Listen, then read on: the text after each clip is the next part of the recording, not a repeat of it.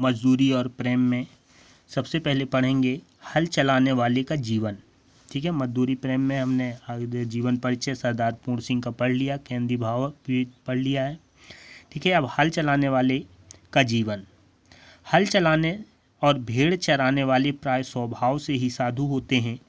हल चलाने वाले अपने शरीर का हवन किया करते हैं। खेत उनकी हवनशाला है।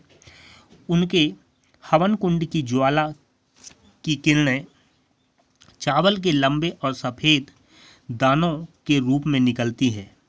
गेहूं के लाल लाल दाने इस अगिन की चिंगारियों की डालियां सी हैं। ठीक है, अब यहाँ लेखक सरदार पूर्ण सिंह ने बताया कि जो हल चलाने वाले हैं, ठीक है, हल चलाने वाले और भेड़ चराने वाले, दो चीज़ें यहाँ बताया गया है। एक तो हल चलाने वाला और दूसरा भेड़ चराने वाला, ये स्वभाव से साधु होते हैं। लेखक इन्हें ये मानते हैं कि ये स्वभाव से साधु होते हैं। हल चलाने वाले अपने शरीर का हवन किया करते हैं। खेत उनकी हवनशाला है। उनके हवन कुंड की ज्वाला की किरणें चावल के लंबे और सफ़ेद दानों के रूप में निकलती है। ठीक है, जो हवन कुंड है, हवनशाला उनका खेत है, और उस हवन कुंड के में जो अनाज निकलते हैं, ठीक है, चावल के लंबे सफ़ेद दाने, लाल लाल गेहूँ, ठीक है, ये अगिन की चिंगारियों की डालियाँ हैं। उनके हवन कुंड से ये प्राप्त होता है। मैं जब कभी अनार के फूल और फल देखता हूँ तब मुझे बाग के माली का रुधिर याद आ जाता है। रुधिर मीन्स रक्त। ठीक है, यहाँ के लेखक ये बताते हैं कि जब मैं अनार के फूल और फल देखता हूँ, ठीक है, तो उस समय जो माली है वो माली का रुधिर याद आ जाता है। उसकी मेहनत के कण जमीन में गिरकर उगे हैं। जो वो फल और फूल लगे हुए हैं इन पौधों में, पेड़ों में, वो उसके मेहनत का परिणाम है। ठीक है, उसके मेहनत के द्वारा ही ये फल और फूल हमें प्राप्त होते हैं। और हवा तथा प्रकाश की सहायता से मीठे फल के रूप में नज़र आ रहे हैं। और परिणाम क्या है कि हवा, प्रकाश, जो प्राकृतिक चीज़ें हैं वो प्राप्त होता है और वो हमें मीठे फल के रूप में नज़र आ रहे हैं। किसान मुझे अन्न में, फूल में, फल में आहुति हुआ सा दिखाई पड़ता है।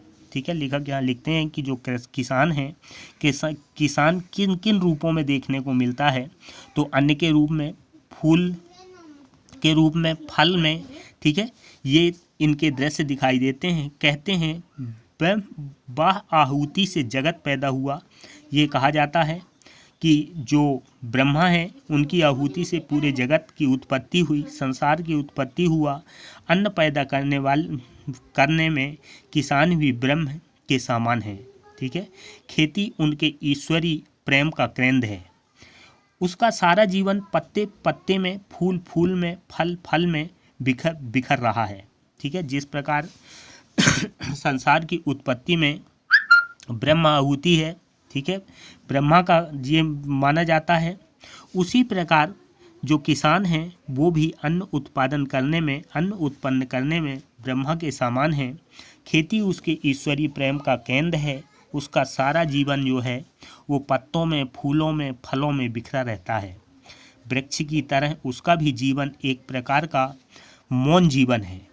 वायु, जल, पृथ्वी, तेज और आकाश की निरोगिता इसी के हिस्से में है।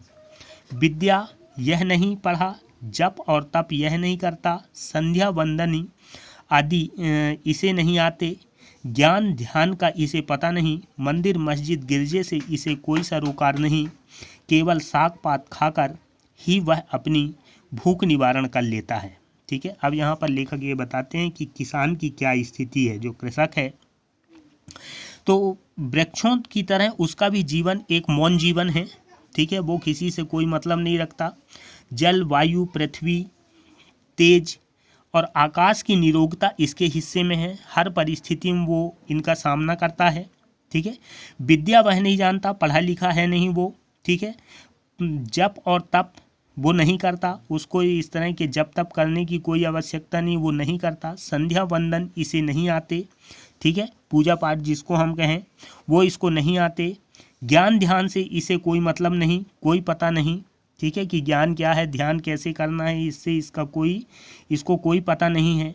मंदिर मस्जिद गिरजे से इसका कोई सारोकार नहीं, ठीक है, ना इसको मंदिर से मतलब, ना मस्जिद से, ना गिरजाघर से इसका कोई संबंध नहीं। केवल साग पात मीन सब्जी पत्ते जो खाकर ही वह अपनी भूख निवारण कर लेता है।